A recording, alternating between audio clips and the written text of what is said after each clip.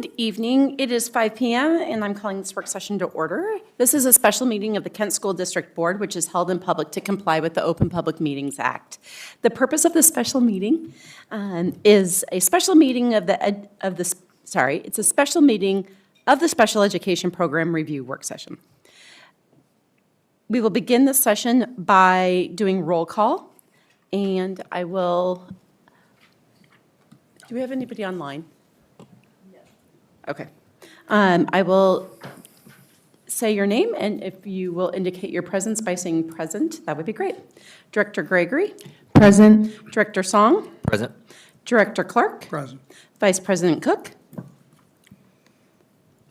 Please indicate the absence of Vice President Cook, and then I am present. I will start by calling upon Superintendent Vela. Thank you, President Margell, members of the board, guests. I want to start this work session by doing a little history walk, and that is when I was first appointed as the proud superintendent of the Kent School District, one of the pieces that I had shared with our board at the time and with my team was around systems coherence, meaning that systems need to continually assess how they're doing so they can make pivots in order to provide the types of things they need to do to support our kids.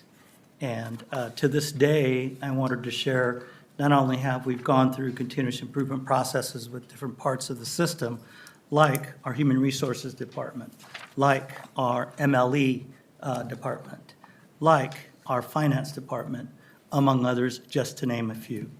And I'm proud to say tonight, we continue that process of continuous improvement by hearing from our guests today. And I'm so excited about the review they've done and how comprehensive they've done that. And I'm not going to steal the thunder. I'm going to turn it right over to Dr. Kim to introduce our guests. Dr. Kim. Thank you, President Margell and directors of the board.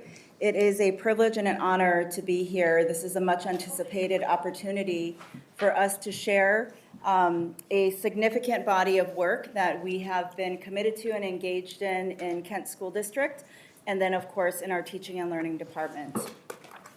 So as you know, teaching and learning is a large body of communities, and most recently in the last couple of years came into teaching and learning, and we are very proud to be in this larger community together, staying student-centered and really looking at the whole child.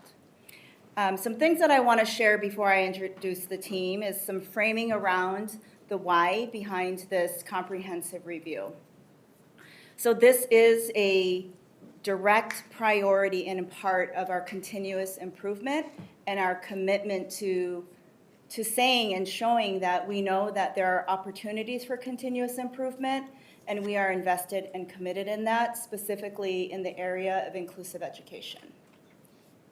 I also want to share that it is a priority in all of the work that we do in teaching and learning and our system to ensure that every student receives the support that they need.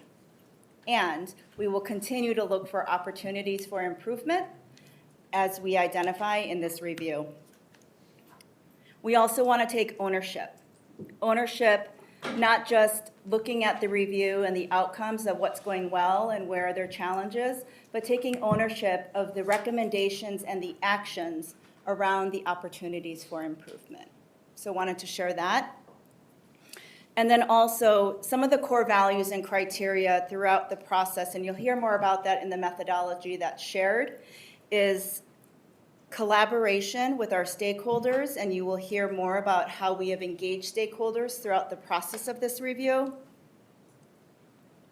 And what I want you as a board and our community to hear is that we are committed to long-term changes and shifting the culture as needed to ensure that our stakeholders and our most important stakeholders, our students, are served in the way that they deserve. So we hope that you will hear that come through. Before I begin, or before we have the review begin, I want to introduce some of our key team members that are here this evening.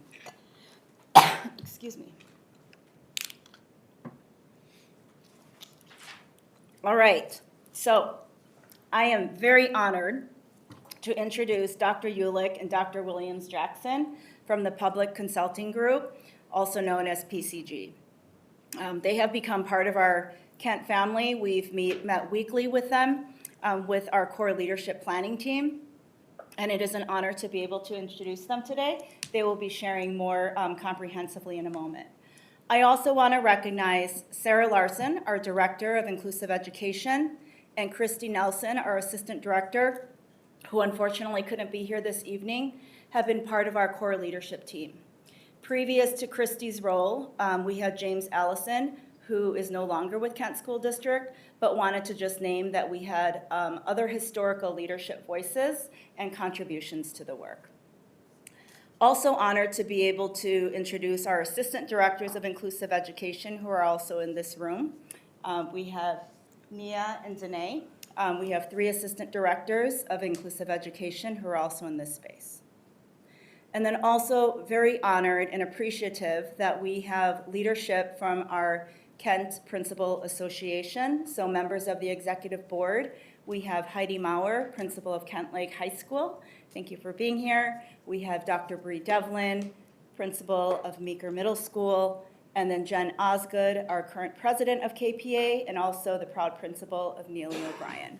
So wanted to just name some of the key players as we engage and we dialogue, that there might be opportunities to hear some additional voices.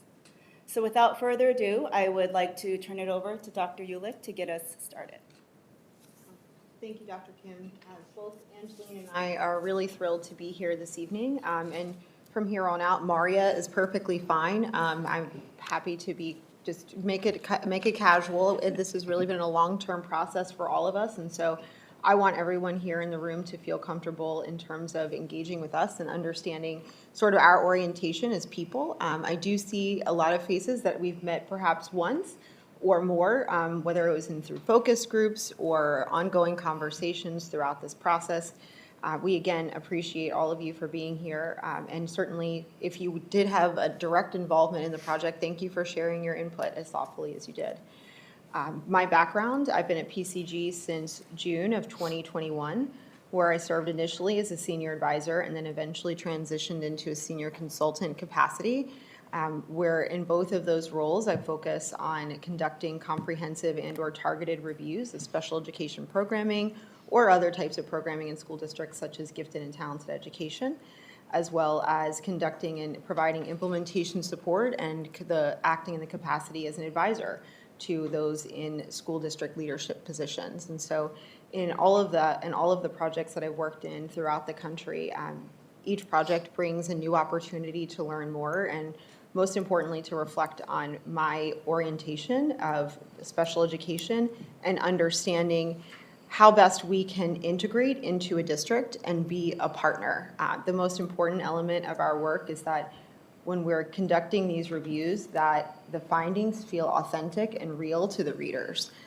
We may not all the findings may not resonate with everyone, but if you're able to capture the key themes or one of the very important points that we've articulated, then to us that feels like we've done a good job of gathering both the quantitative and qualitative data and analyzing that and understanding and reporting it in a way that it resonates with the reader. And then most importantly as well is that bringing our recommendations to life. These reports can never be something that sits on a shelf and there's no action following through. We've had a history of working with districts from the review process through longer term engagements, and some districts we complete the review, and when we wrap up the action planning work, they're off to the races. They sometimes have even begun the action planning before we have that first meeting. And so every client is different, but our orientation, and we keep our workload small so that we can be directly engaged with all of our clients in the ways that mean most to them. And so thank you, Dr. Kim and Sarah, for acknowledging that. We've really enjoyed the opportunity to meet so many people thus far in Kent, and as we pursue some of these next steps, we look forward to hearing from more voices as well too. All righty, I'm Dr. Angeline Williams-Jackson. You can refer to me as Angeline. As Maria said, we're casual tonight. I joined PCG a little over a year and a half ago. I came to PCG from 23 years of being a special education director in 3 different states, Missouri, Oklahoma, and Texas.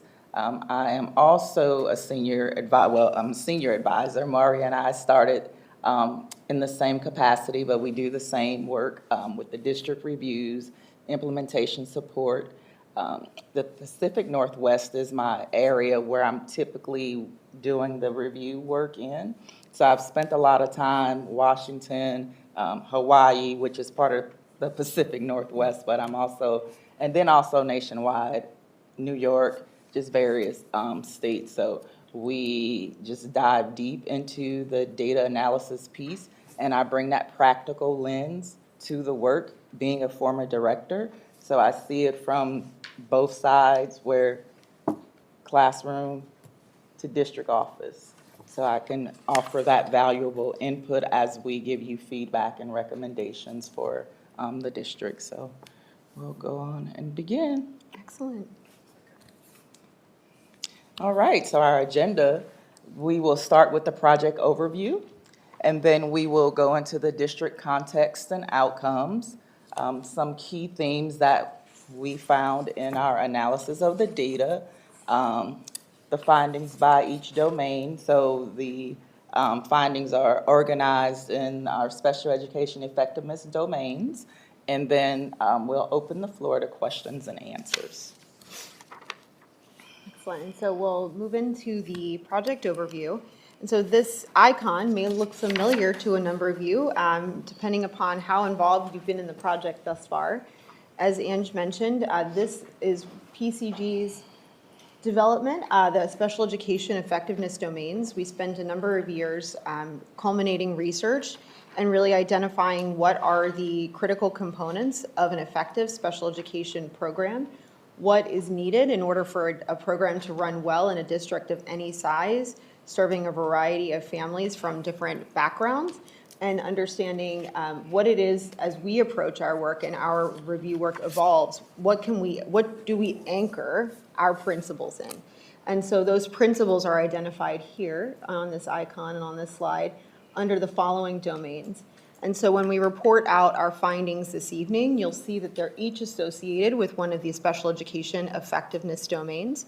And so again, we start with this to emphasize for everyone to really make the connection between the individual pieces all exist within within a system. None of this exists in isolation, and each of these components is equally as important.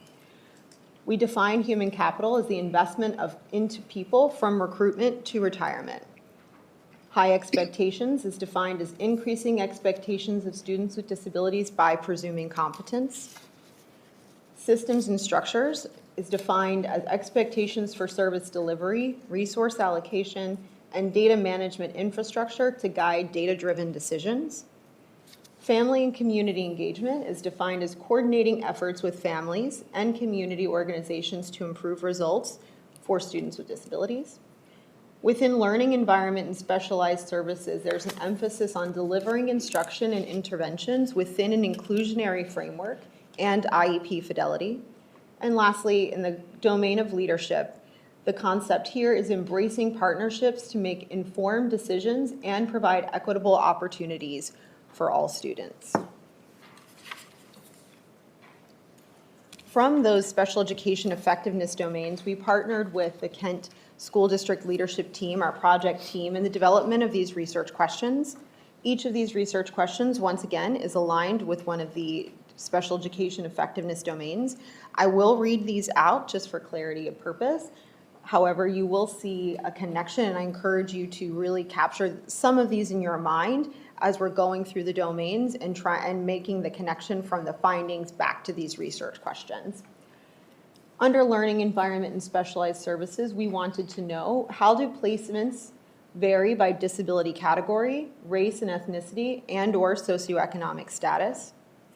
Is there a consistent golden thread or supporting body of evidence that connects the student's disability with present levels, learner characteristics, goals, progress, inclusion needs, and selected accommodations for instruction and assessment? To what degree do outcomes of students with disabilities vary across the least restrictive environment continuum? What practices are in place for the determination, provision, and fading of one-to-one support for students with disabilities? What common practices are associated with the monitoring and adjustment of IEPs? Moving on to high expectations. Are the services the district provides meeting the recognized best practices for students, including inclusion? Under leadership, we asked, how does KSD organize its leadership to support special education and foster a culture that is focused on improving outcomes and post-secondary preparation? Under the domain of human capital, we had a number of critical research questions. The first being, do current staffing allocation procedures and practices allow for special education staff to adequately meet the needs of students with disabilities in KSD? Is the district able to effectively recruit, hire, and retain high-quality special education teachers? To what degree are relationships with the collective bargaining units and KSD leadership working effectively to meet the human capital needs of the district? And lastly, how do KSD's ratios compare to other districts of comparable size?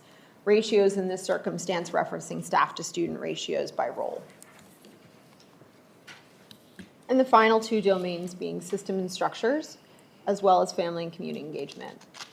Under system and structures, to what extent are district resources and supports for special education staff adequate to meet their needs in providing appropriate services to students with disabilities?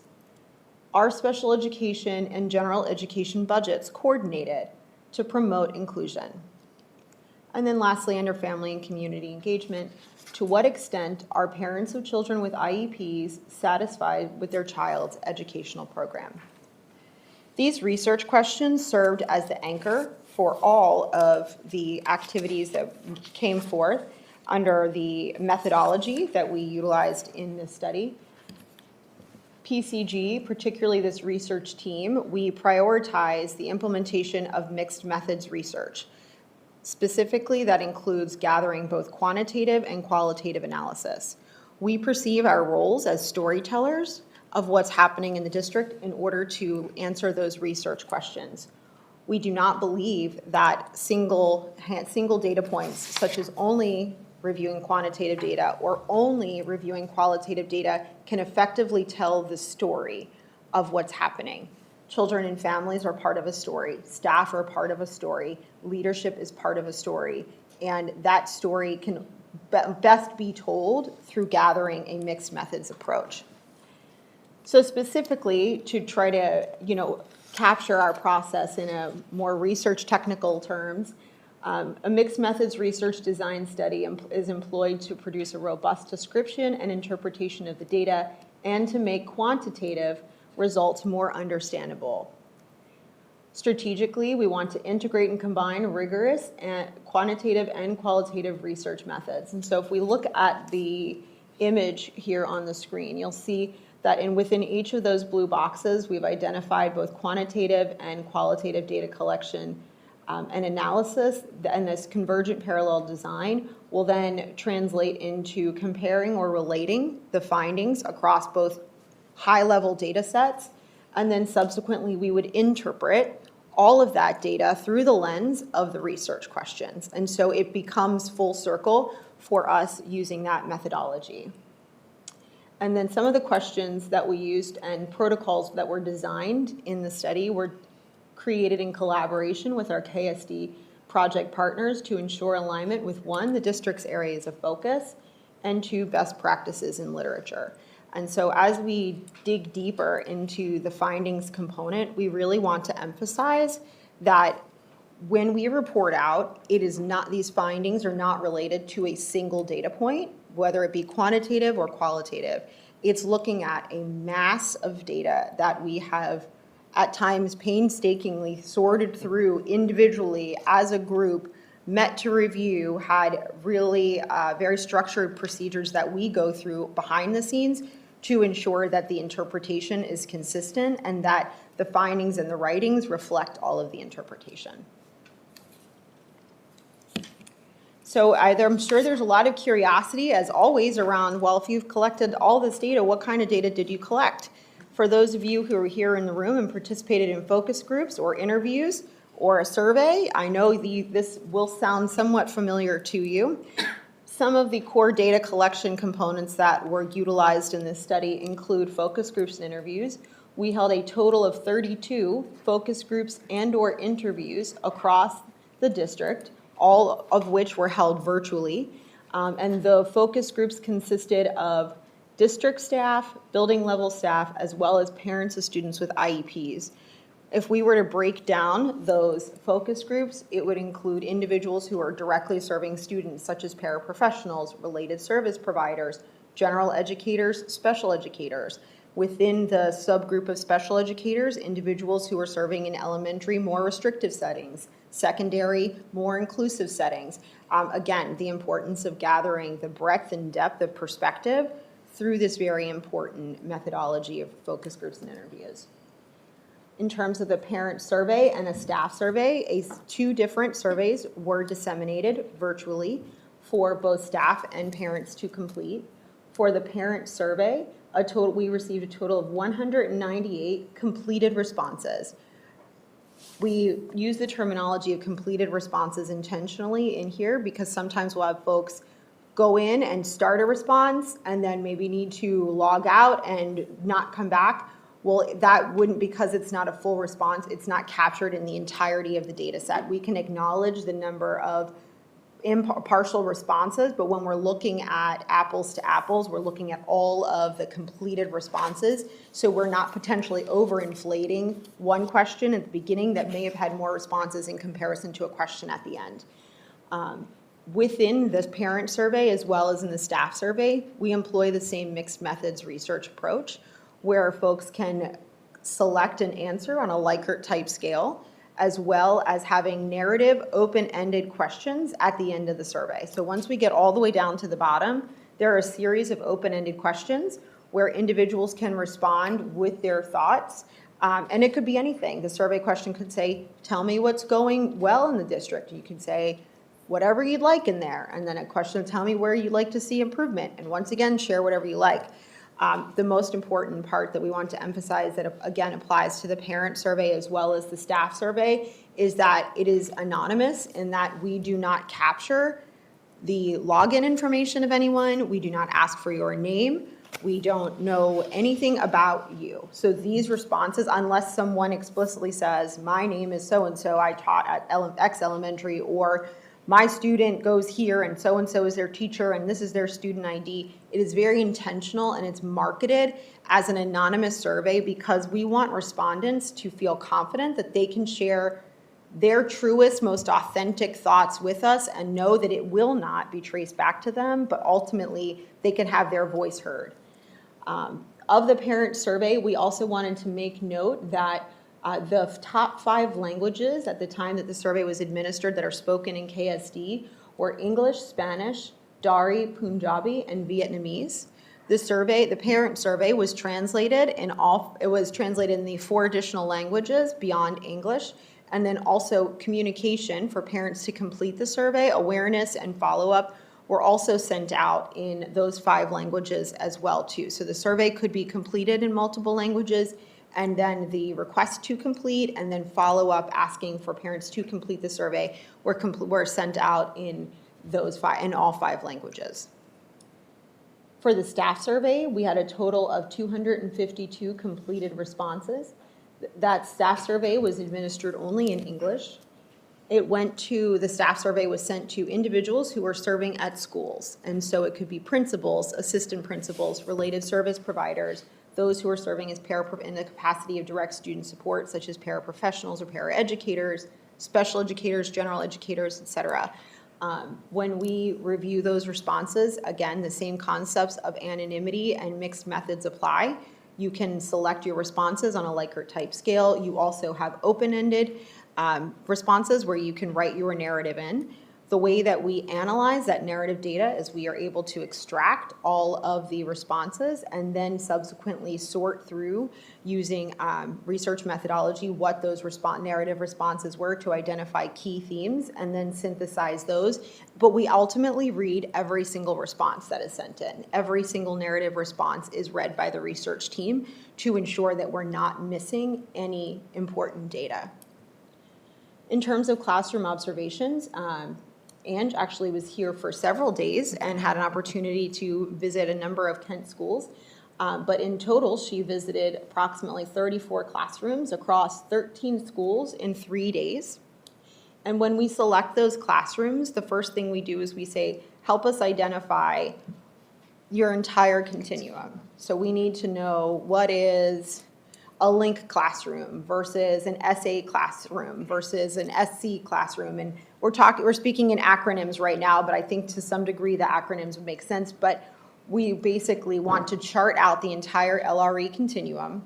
And then we take a step back and want to know the number and or percentage and average number of students served in each of those to be able to then map out and say, where can we get the most bang for our buck? If we're only here for 3 days, we may go to building X because we might be able to see a lot more of the type of programs that we need to see in building X as opposed to building Y. Because we do have within the body of the contract a specific number of days that we're here on site, and we want to see the breadth and depth of the continuum as often as possible. And so that is the way that we pursue classroom observation in terms of classroom selection. And then we do have a predetermined protocol that we utilize that is applied to every single classroom in terms of gathering that data. And most importantly, we always want to emphasize this is never an evaluation of the adults in the room. We are not judging whether or not you're appropriately delivering SDI. We are not deciding whether or not that this is the appropriate staff ratio based upon our perception of the students in the classroom. We are looking at, is the classroom accessible? Can students who have mobility needs freely navigate the room to the best of their ability? That's an important component. We are looking at the instruction that's being provided. Does that align with what we know is provided as the district priority? For example, we're teaching X and this is how it connects. And if not, that's okay too. What does that instruction look like in terms of accessing this, for the student being able to access it, for example? It is never evaluative. We've wrestled with using the term observations. We come back to it, but with each opportunity that we discuss this work, we always want to emphasize it is never evaluative of the adults in the classroom.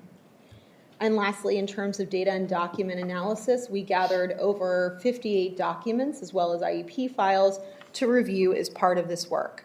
At the outset of the project, once we've identified the research questions, our team begins working with the client to identify which documents do we need, both quantitatively and qualitatively, to be able to understand what we learn and hear through focus groups, what we learn and hear through surveys, what we learn and see through observations to back that up. So when we're talking about the triangulation of all of our findings, this data document request is the anchor point for us. So if we hear in focus groups, for example, I'm unclear about what the practices are when I'm supposed to be doing X. Sure, that's valid. Well, then we get to the classroom, we're like, oh, well, we kind of see a little bit of everything happening. Then we go back and we look at the data and document and say, that makes sense now, because if I have access to the A version of the document and someone else has access to the B version of the document, hypothetically, that would make sense why we're doing a little bit of everything and not always 100% sure. Is that a judgment of anyone who created document A or document B, or the person who's not sure, or those who are doing a little bit of everything? No. It's the constellation of information and how we objectively analyze that to provide you feedback about how we can move forward together with a shared vision. Okay, so now we'll jump into the nitty-gritty. So district context and outcomes. It's a lot of data here, so you'll hear me speaking a lot. So what this chart up here represents is the percentage of KSD students from your pre-K through 12 plus with IEPs compared to other districts in Washington State. So from 2019-2020 school year to the 2024-2025 school year, 12.5% starting to 14.8% of KSD students had an IEP. This was lower than the state average, which ranged between 14.9% to 16.4%. These data show that KSD had a slight increase in the number of students classified with disabilities, and these increases were at a similar pace to the state. In comparison with surrounding districts, KSD's disability incidence rate for the 2024-2025 school year is the second lowest at 14.8%. Auburn has a lower rate at 13.2%, while Federal Way at 15.4%, and Renton at 16%, and Tacoma at 17.2%. They report higher rates. Except for Tacoma, these districts remain below the state incidence rates. And these districts were chosen because they're your comparative districts, so that's why they're here. So an analysis of KSD students with IEP by grade level, pre-K through 12, for the 2024-2025 school year reveals several significant trends. The numbers of students eligible in elementary grades pre-K through 5 was 2,086 compared to 1,569 in middle school and high school. And that's 6 through, oh no, I'm still on this slide. I'm sorry. 6th through 12th grade combined. This equates to approximately 1.3 times higher in elementary students. Anecdotally, this aligns with fiscal trend data analyzed, suggesting that the rising cost of special education services in KSD are due in part to the increase in number of students being found eligible. Within KSD, schools exhibited significant variation in special education eligibility rates among evaluated students, with percentages ranging from 33% eligible to 93% eligible. So district-wide, a total of 971 students were referred for special education evaluation, resulting in 704 students found eligible, which gives an overall eligibility rate of 72.5%. Several systemic and contextual variables may contribute to this variability, including inconsistent application of standards, staffing ratios, and resource allocation, differences in training and professional judgment, as well as demographic and linguistic factors. Sure, that was all, that I was apologize. all the That one was all under slide. one slide, thank you. There's a whole slide that says that exact thing. This right here? No, the one that was just, to go, that one. Yes. That's what you just said. Oh, yeah, thank you for clarifying that, yes, thank you for clarifying that, so we'll go back, yes. There we go, thank you for noticing that one. Okay. So now we'll talk about the number of KSD students with IEPs by grade. Well, we did. Yeah, that. so we can, I think we can, I apologize, thank you for acknowledging that. In terms of what we wanted to highlight here, yes, we did have the notes that were incorrectly labeled on the slide, so that is 100% correct. What we wanted to emphasize here that is associated with the narrative that Angeline just shared is that looking at the combined number of students from pre-K to grade 5 that were subsequently, that have been identified to number of kids with students with IEPs in grades pre-K through 5 were 2,086 compared to 1,569 for all of middle school and high school combined. And that is where she was referencing the 1.3 times higher rate in the elementary setting as opposed to the middle school and high school. And when we looked anecdotally at the fiscal trends in the provision of special education services, historically, we are seeing a continued rise in cost.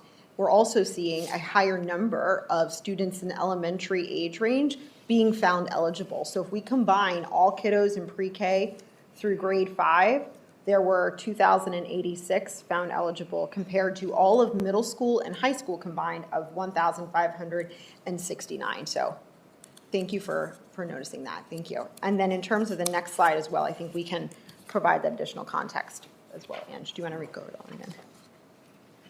Yeah, I read that one. Yeah, absolutely. So to Angie's point, the highlight here that we wanted to acknowledge is that when we reflect on the increase in elementary age range, but overall, the number of students that are found eligible with IEPs, this doesn't alone tell the story, like we talk about, of the efforts that the district staff put forth in terms of identifying the appropriate students who do in fact qualify for services. So the extension of that work is really to take the next deeper step and think about, what about all the kiddos who were in fact already referred, and then the work that goes into determining students who are in fact eligible and not eligible, right? And so in this snapshot data point here, we identified 971 students were referred, 704 were subsequently found eligible for an average 73% eligibility rate. So at just looking at the macro level here, approximately 27.5% of students across the district at this snapshot data were evaluated but not found eligible for special education and related services. That in and of itself has a significant impact in terms of efficiency for different elements of the work. So whether it's increased administrative burden, so team members are out there doing the work of conducting the evals, responding to the referrals, writing those reports, sitting in the meetings, et cetera. How do you quantify that time for folks and appropriately address that, and what does that mean for workload? Also, we wanted to acknowledge the inefficiencies and the impact on reduced time for instruction and intervention, that resources are allocated to perhaps unnecessary evaluations that detract from time that could be dedicated to direct instructional support and or proactive intervention for students. And so it's really important, again, that we quantify what that 27% means in practice. And then lastly, evaluator fatigue and burnout. Conducting numerous evaluations that don't result in the determination of eligibility and the need for service provision can contribute to frustration as well as potentially diminish morale among school psychologists and the special ed teams in the entirety. It takes a lot of work, it takes a lot of heart to go out there and do those observations and write those reports and conduct evals with fidelity and implement all the tools. And I say that as someone who ran an evaluation center for DC Public Schools for 5 years and looked at more evals and multidisciplinary reports than I think I've ever wanted to see, but I've seen them and we've done it. It takes a ton of work, and so there has to be an element here where we're looking at that in the long term around what does this mean. And then the other piece that we found that was really important and interesting that we needed to acknowledge was that when we broke down the data beyond just that macro level of the 73% eligible, we wanted to look at the school level. And we did not report out by school but on purpose, because that doesn't matter. What we need to know is that if 73 is the average, what does it look like if I'm a provider at X elementary school, or if I go to B middle school, or if I'm a provider at C high school? And the really important point that we want to show is that across the schools, there was a range. So our two outliers here, the ones we're reporting on, 33% of students referred were found eligible at one school.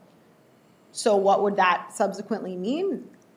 Almost 70% of the other students who were referred were evaluated, all of that time and energy put forth to conduct the evals, hold the meetings, et cetera, and they were not found eligible. That would really impact a provider, a special educator, an IEP team lead, the school itself, compared to another school where 93% of the students who were referred were subsequently found eligible. When we look at that set of outliers around 80% and higher, our research questions were unofficially, what are they doing to narrow that focus for the referral so much? What data points are they looking at? What is the lens of the folks who are doing the referrals and interpreting that data and being able to narrow down so quickly and efficiently the kiddos that we know we want to go for a special ed evaluation? We know this kiddo we want to reroute to MTSS.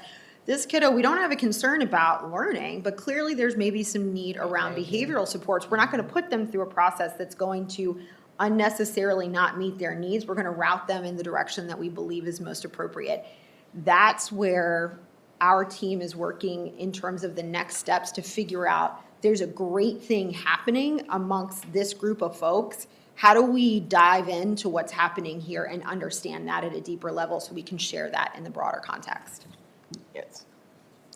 All right, so we also look at the number of students with IEPs by race and ethnicity to make sure that, one, there's no disproportionate representation and it's aligned with your district population. So this exhibit shows the categories for each racial group in racial ethnicity in your KSD. So it shows that students with IEPs typically mirror what your general or non-disabled students population in the district. For American Indian and Alaskan Native students and Native Hawaiian or Pacific Islander students, the percentage of those with IEPs align with their overall representation in KSD student body, but in contrast, your Asian students constitute 24.6% of all students in KSD, but only 14% of those students have IEPs. This is indicating a lower than expected proportion with IEPs relative to their representation. So that was a blurb. So everybody else was within their representation in the non-disabled student body. So we conduct such demographic comparisons, again, between students with IEPs and the broader district population, and to make sure that the method for ongoing monitoring of special education identification practices supports the efforts to prevent disproportionality in any particular racial or ethnic group.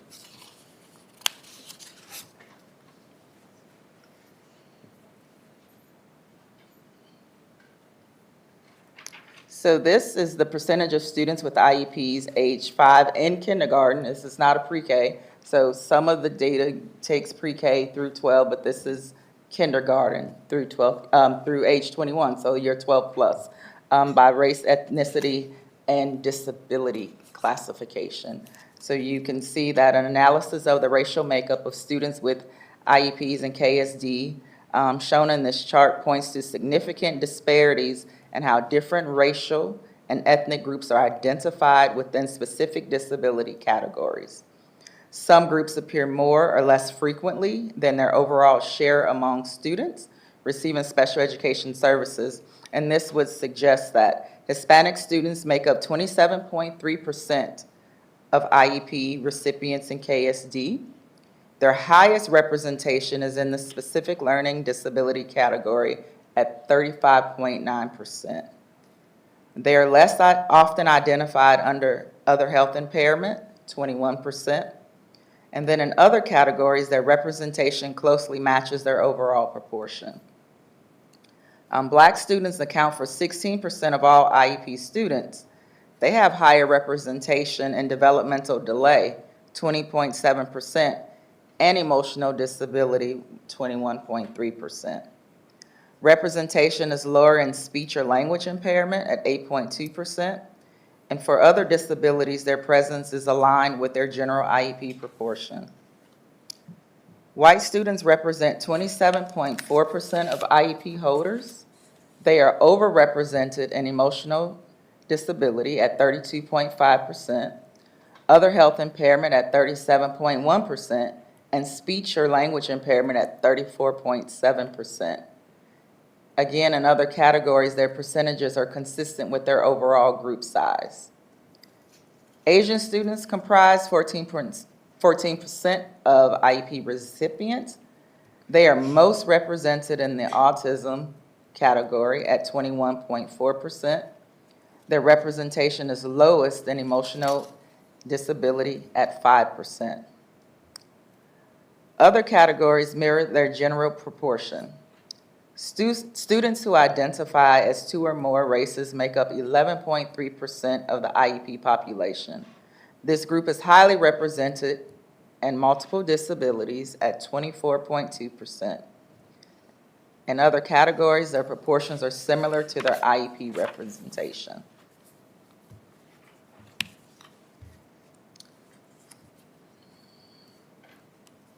So this is an analysis. Again, we look at all the areas. So that was by eligibility. So this is the analysis of where those students and race or ethnic groups finding themselves among the LRE or in the least restrictive environment settings.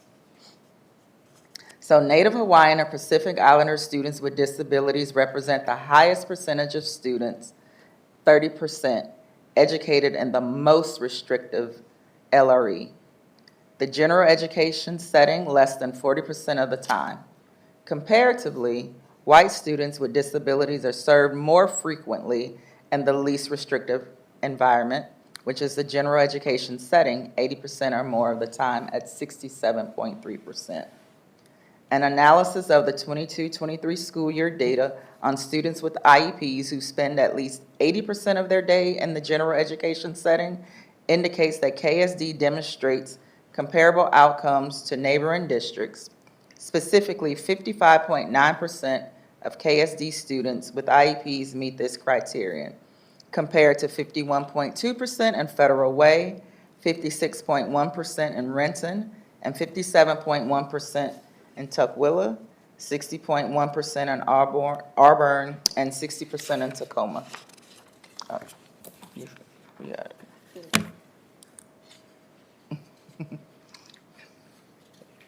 All righty, and this is again a comparison of students that have IEPs that are multilingual. In KSD, 28.5% of students are identified as multilingual. Of students with IEPs, 29.6% are dually identified as having an IEP and being multilingual.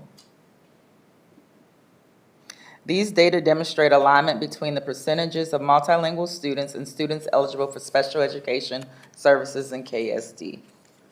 The proportion of KSD students with IEPs categorized by disability area and multilingual learning status indicates that 44.9% of students identified with intellectual disabilities are multilingual learners. Similarly, 42% of students with developmental disabilities and 41% of those with specific learning disabilities are also multilingual learners.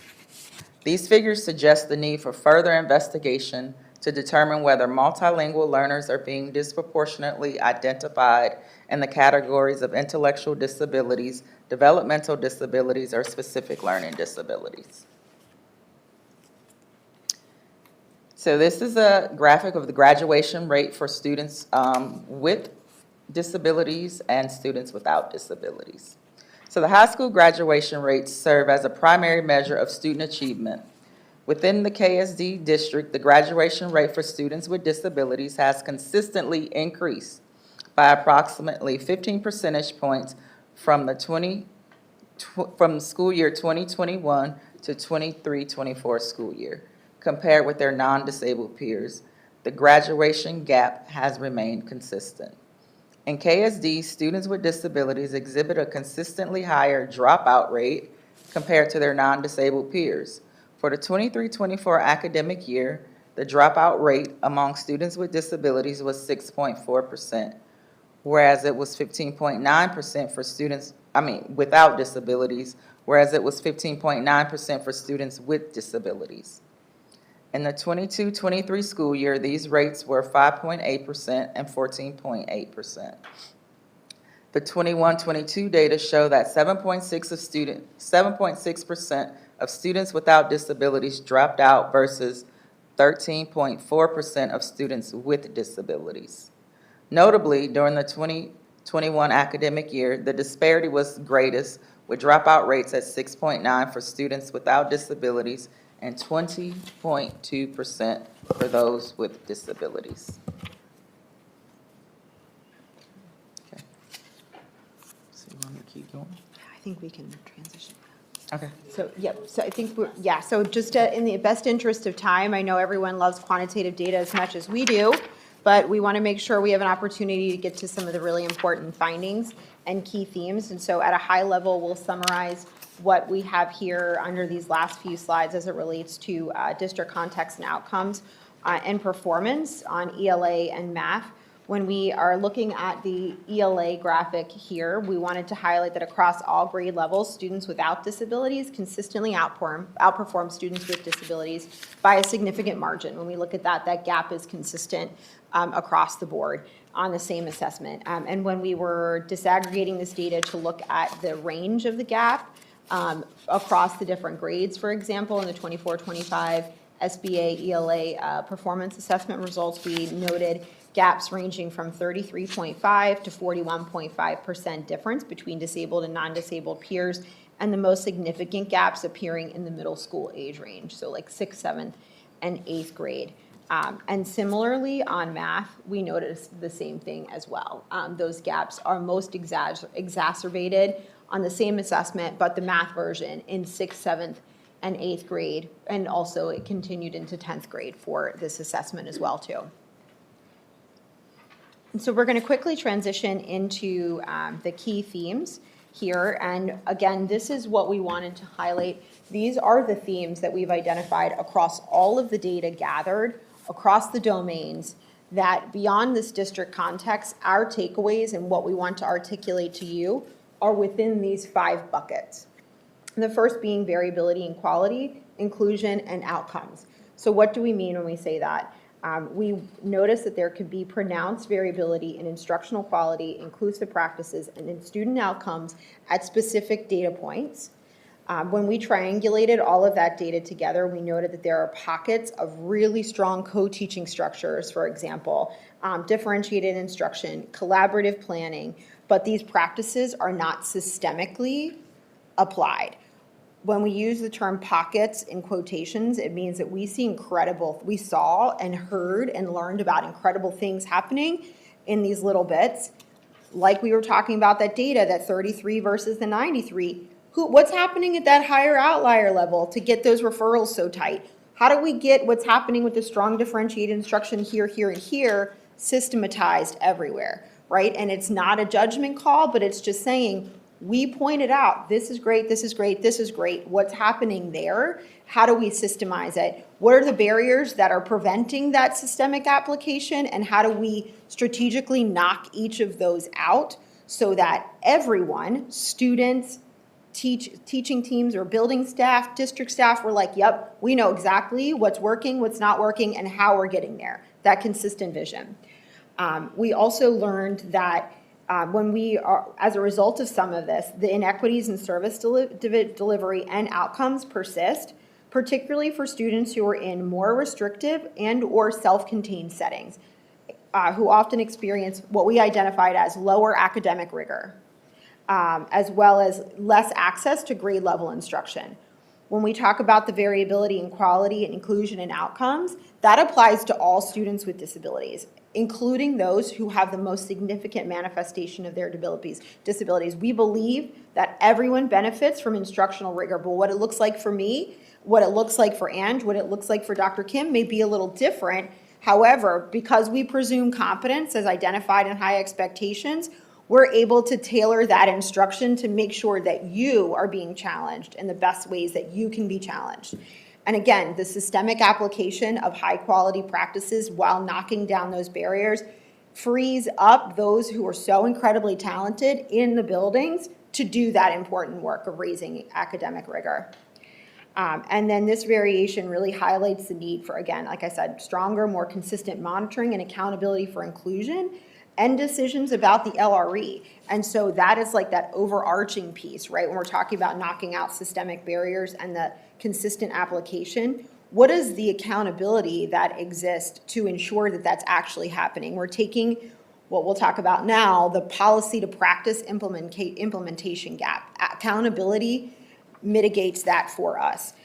There is what we've identified is that there's some really incredible, well-articulated policies, but when we make it from those policies to the application or the practice piece, that's where we're really seeing some of that inconsistency. And I think it resonated with a lot of participants in the study who would say, I can turn to X document to get a sense of what I need to do, but that principle or that concept doesn't apply for me in my setting because of X, Y, and Z. And so this next piece that we wanted to address is that how do we mitigate that policy to practice implementation gap? And what we refer to it here, that was literally some of the language that was shared was what's on paper versus the reality of what's in the classroom or what's happening in practice. When we close that gap, that's a really urgent priority to close that gap, and that will ultimately translate into consistent, high-quality implementation that goes right back to the addressing the variability in quality, inclusion, and outcomes. So again, they all tie together in a very synthetic way. When we look at the systemic staffing and professional development pieces, I don't think anyone would be surprised to know that there's been a huge emphasis on staffing shortages and how do we creatively address those within KSD. And we want to acknowledge that IE has invested a considerable amount of financial resources towards partnering with staffing agencies, managed service providers to hire into existing vacancies with temporary staff, for example. But at the same time, there are a number of vacancies that are either more difficult to hire into or remain chronically understaffed or empty, and that has a significant impact on the folks who are in the classroom day in and day out delivering instruction and supporting students with disabilities. And so when we look at those staffing challenges and as it impacts professional development, the challenges are not new, but they do reveal a historical system characterized by persistent gaps and a reliance on what can be perceived as short-term fixes, such as temporary staff. However, we know that the investment is being made, but we have to be more creative around what that investment should look like in order to best be good stewards of financial resources and have the highest yield on outcomes. And ultimately, the importance of professional development for educators, paraprofessionals, and administrators is at times voluntary, oftentimes voluntary, and at times fragmented and not sufficiently differentiated by role. There is an understanding, one of the big takeaways for our research team as a result of this work is that there can be at times voluntary participation in professional development, and that voluntary participation, what that can look like is a differentiation in the understanding and the expectation of the application of practice. So if we have the policy and we're training on the practice and then the practice should be happening, the step in between is making sure that everyone understands and participates in the PD that's associated with the policy and the practice. Otherwise, that potential gap can continue to exist. And this statement is being made and this finding is articulated irrespective of any guidance that exists around participation in after-school activities or expectations of what should happen in the school day. This is merely looking at the follow-through of if we have this gap, what are the intermediary steps that can help us mitigate the implications of that gap.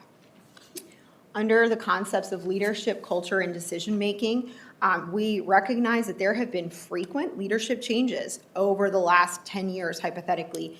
And across those leadership changes, that inevitably comes with philosophy changes as well. What person A may have believed in the role is their priority could fundamentally be different than what person B believes is their priority in the role. And what happens is that if the documents and the vision and everything is not translated from person to person, from philosophy to philosophy, and there's a consistent carry through across leadership changes, there could inevitably be fragments that could lead to teams feeling like I have to do what I can to protect myself and my role and my integrity in the work as well as students. And perhaps those changes and all of these other pieces that we're seeing here, none of it exists in isolation. And so what we want to emphasize here is that all of these important decisions that have been made are coming from various places, but often very much interconnected. And so we really want to emphasize that. And the way that we believe that we can support through this work, helping everyone align, is creating a shared vision of what the culture is, a strong unified culture. What is our culture? What is our shared goal at the end of the day? And then how do we ensure that our leadership teams at the district level, at the building level, and even our classroom leaders are consistently executing and living out this unified culture and our shared goals through collective decision-making. And that this collaborative, student-centered culture is what continue to be fostered and supported will really encourage both transparent communication and the very important need for a shared vision across all roles and levels in KSD. And lastly, as we look at resource management and compliance versus outcomes, the district, the IE team, not as alone, but like the special education system itself can be reacting right now and being driven by compliance. There's so many very important elements of compliance in special education that act as the foundation of what we need to do, that unless we've mastered those through systems and process and with fidelity, it is very, very difficult to get to this place that we're talking about here around results-driven accountability. Yes, we need to focus on outcomes, but compliance is at the heart of what's being measured for us at the state and the federal level. So one can't happen without the other, but once we master compliance, it frees everyone up to get to that results place. And so we acknowledge the sincere efforts across IE to really master compliance. One of the things that has been a big challenge in that, though, from our perspective, is that the number of team members on the IE leadership team has consistently gotten smaller over the years, and the impact of having fewer folks on the IE leadership team means the same breadth and depth of work that has to happen for compliance is now occurring across a fewer number of people, which then means that if I have to focus on these very important foundational pieces of compliance, where does that free me up to be a subject matter expert partner to a principal who's like, I need a lot of help here. I can't do that if I have to focus here. And so when we talk about resource management and moving away from compliance and focusing on outcomes, the expansion of the IE leadership team is going to be integral in that role, specifically with having a team member who heavily focuses on resource allocation. So that's budget, that's hiring, that's staffing, that's making sure we are appropriately getting every dollar we can out of a service provider agency who's hiring, that we are partnering, that if that's me, I am sitting in, I'm coming to Spencer, I'm sorry, I know you're here, I'm gonna call you. I'm coming to Spencer's meeting. I'm just gonna be putting time on Spencer's calendar, be like, Spencer, guess what? I'm gonna be there today, friend, at 4 o'clock. I can't wait. That person has the freedom to integrate themselves in all of the very important partner conversations that are happening. So that is a big one for us. Again, in the best interest of time, we're gonna chug through a little bit Quickly, more fastly. yeah. Yeah, so I probably, 6:15, okay. Okay, so we'll quickly jump into the findings. So learning environment and specialized services. So as Maria, she beautifully expanded on what some of these components are, but some of the strengths, the articulated continuum of services. So there is an articulated continuum here and the LRE matrix. So there are guardrails around provisions for LRE. The commitment to inclusion, that triangulated came from classroom observations, surveys, everything shows that this district is committed to inclusion. IEP development, the development, again, compliance, it's the base of compliance, so the IEP development is a strength in this district. And then the parent and staff feedback on the IEP process. So those are the strengths that you all can build upon. And then the opportunities for improvement, the pull-out implementation of prescribed interventions. And that just means that when you're pulling students out, are they using the prescribed interventions to mitigate some of those gaps in their learning? Guidance and protocols. So again, as Maria mentioned, you have policy, but what does it look like in practice and how do you systemize it? Equitable access and monitoring. Professional development. You're going to see this theme through everything. Professional development is key and it's based. Paraprofessional assignment and utilization, and consistency and clarity in the implementation of programs and services. So those are some of the strengths and opportunities there. We'll go into high expectations. Again, inclusive practices, there's a commitment in the district to inclusive practices. There's great commitment to the access to grade level content. The resources are there. Consistently throughout all of the surveys and feedback is there positive school culture.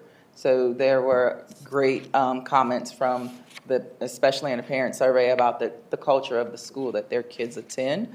And then localized innovations, we were able to witness when we were here on site that some schools took it upon themselves to make sure that students in self-contained settings were included, like partner PE and just having peers, so that was a plus.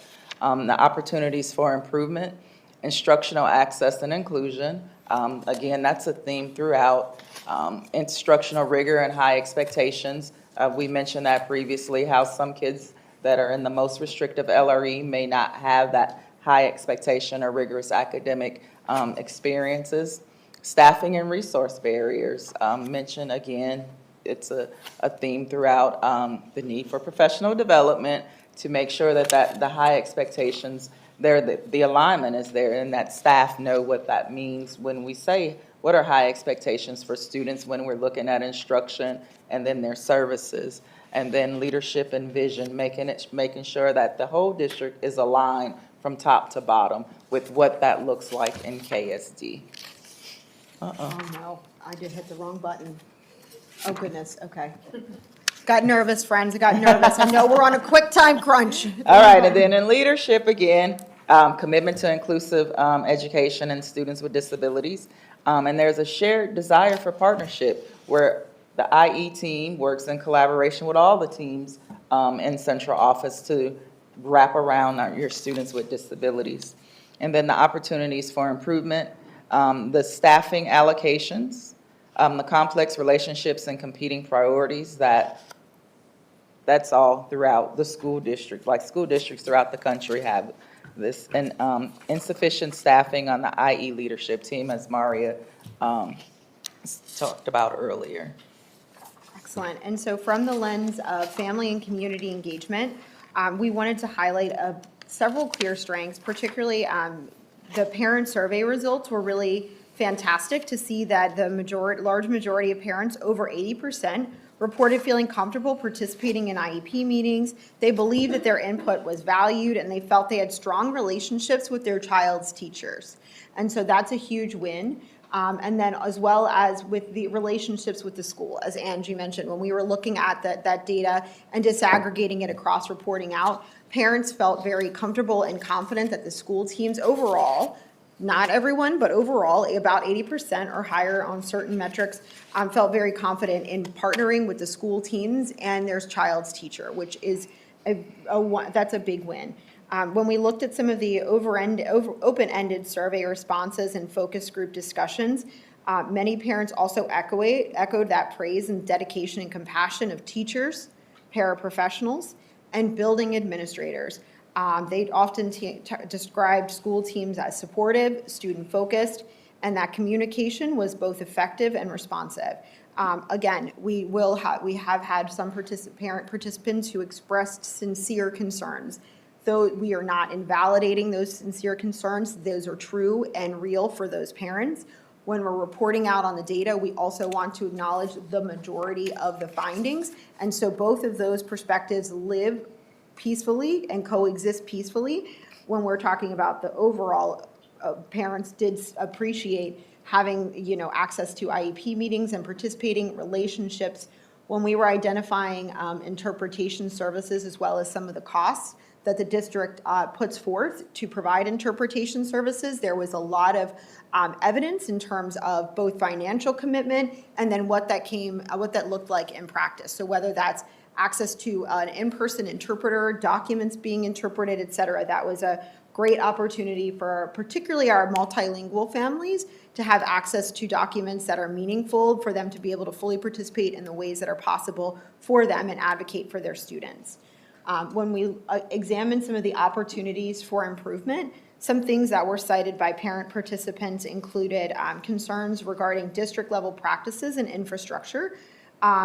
Specifically, that district communication at times was described as inconsistent and or lacking clarity, and that parents really wanted more support from district leadership, particularly through the lens of workshops. So whether that's like office hours, whether that's how do I translate some of these goals into practice and a home routine, et cetera. There's a real desire to have a connectivity with IE leadership. Once again, emphasizing the importance of if we have more IE subject matter experts who are targeting a very specific thing, we can build out the capacity of IE to have a person that parents can connect with and be that partner to our school-based teams. We really see that there's an opportunity for that partnership there. And then those are some of the biggest things. And then one thing we also really wanted to emphasize is the importance of having a special education parent advisory council, particularly one that hosts families on the leadership component who are from different backgrounds. We want our multilingual families to be present front and center in an advisory capacity, because one of the greatest drawbacks of our findings is that we desperately wanted more families who spoke languages other than English to participate in this work, and we sincerely struggled to generate participation. I encouraged our leadership teams, and I encourage all of you who are here, whatever the research says is best practice. How do you connect with those families? Share that message, share those strategies. We want to hear from those families. And one of the best drivers that you can really connect with families, a safe place like a CPAC for families to connect with a strong emphasis on supporting and engaging multilingual learning families. From the lens of human capital, we want to acknowledge here, again, a willingness to embrace staffing solutions. And what do we mean when we say that? That means that we know that there is a bevy of vacancies that exist, and that there have been a lot of strategies deployed directly, explicitly, and implicitly to address those vacancies. And so specifically in this aspect, we wanted to acknowledge the partnership with managed service providers. So those are like the umbrella agency that then subcontracts with staffing agencies to fill vacancies, as well as multiple partnerships with staffing agencies to fill vacancies. There is an articulated and financial commitment, and sincerely on behalf of those on the IE team who are leading that work, an incredibly passionate belief that they are wholeheartedly working towards trying to fulfill those vacancies. And I know that I believe that on the side of the people who are doing the work day in and day out, it may not be felt, but I want to encourage you to know that over many, many conversations, the folks who are leading this are really doing whatever they can in their bandwidth to try to be there to fill that gap. Another strength is that communication was reported to be improved in certain particular areas, and that however, we also identified that there are opportunities for cost savings. All of these collective efforts through what we identify as managed service providers or MSPs and staffing agencies, we believe that there is a more financially efficient way to go about that. We are providing more explicit input about how that can happen, where we can still meet the needs of those in the building, at the same time saving you money to be able to divert those funds in other ways. And we think that's really important. In terms of opportunities for improvement, again, this aligns with the concept of reliance on agencies and staffing gaps. There is potentially what we've identified an imbalance between caseloads and what we call FTE misalignment. When we look at all of the data as part of the study, there are three very clear buckets, for lack of a better term, we were able to couch staffing approaches in KSD as it relates to special education. Bucket one being, what is a program supposed to be staffed at? If I'm an SA classroom, we need to have X number of teachers, X number of paraprofessionals.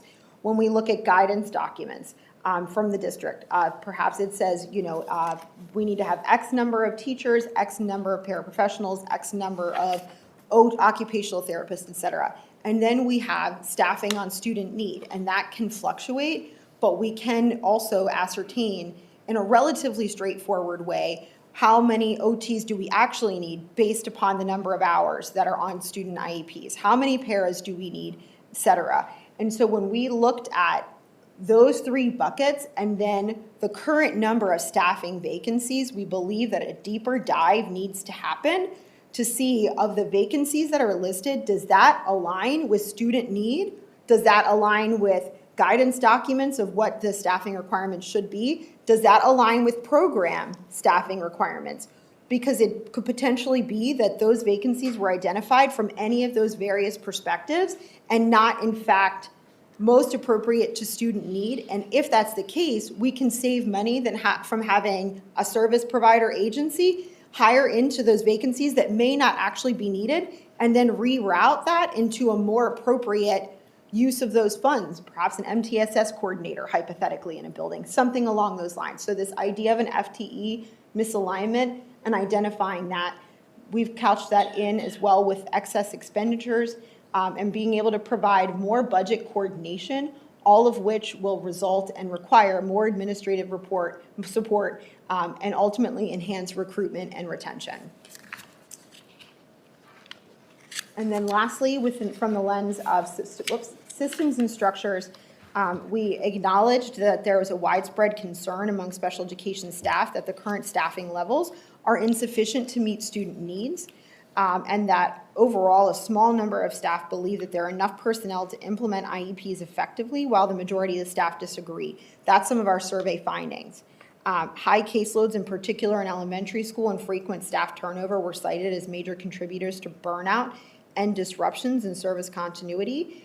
One of the things that we examined were two snapshot data points in time of caseloads, and then cross-reference that caseload data with practices of how a role-specific lead is balancing those caseloads.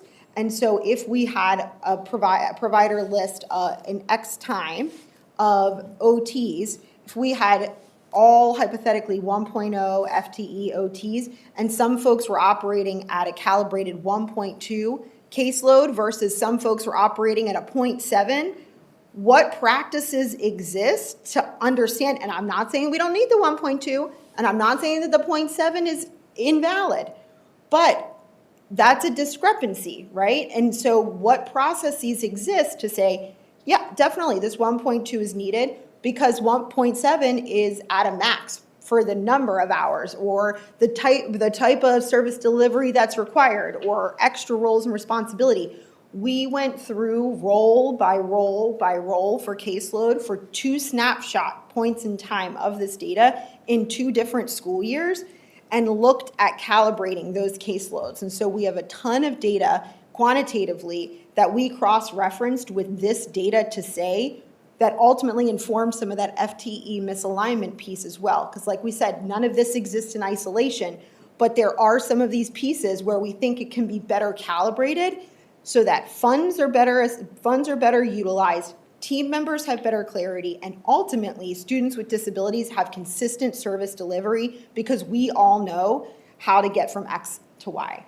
And then lastly, on our opportunities for improvement, how do we address the perception of insufficient staffing across roles? That is a big piece that came across here, and that until we address perhaps these FTE misalignments, caseload pieces, vacancies, how is all of this integrated, we'll never really be able to have a shared vision about whether or not we're appropriately staffed. And then lastly, the importance of building administrator professional development would be something that we'd highlight here, is that building administrators can certainly benefit from professional development opportunities that are unique to them on how to best be partners to our classroom-based teams who are providing services for students with disabilities and how they function as intermediaries with their IE leadership teams. So I apologize for running over. I'm going to check my time. 3 minutes over what we anticipated. That's not bad for me, folks. That's not bad. I'm on meeting number 7 today, and I consistently have been getting that feedback of the chitting and the chatting. So I apologize. But we would love to open the floor to questions. We want to partner with you and hear what your thoughts are, and feel free to be as brutally honest as you feel comfortable being in this circumstance. So however you'd like to take the floor next. Okay, wonderful. Thank you. Okay. I'll start with board, and I'm just going to ask that we start with one question each, and so each person could get a question out before we start moving along. Can we do it a little bit different in that I'd like for us to each have 8 minutes. We should be able to do that with 40 minutes of time so that instead of it being a question based system, that tends to sometimes take longer for each person. So if each of us has 8 minutes, that should be able to even it out for all of us, if the rest of the board is okay with that. I'm not sure that everybody's going to have 8 minutes worth of questions. If they don't, then maybe another board member could take over for that. So that's why I was just going to start with one per person. So I'm going to go ahead and go that way. So Tim. I appreciate the overview. Oh, can you put on your microphone? I appreciate the overview on the theories of what you're working for.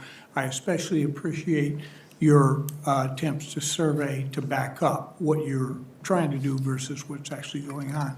But I have 3 principals sitting there, and they're the ones that actually have to get through this, and I want to hear from them.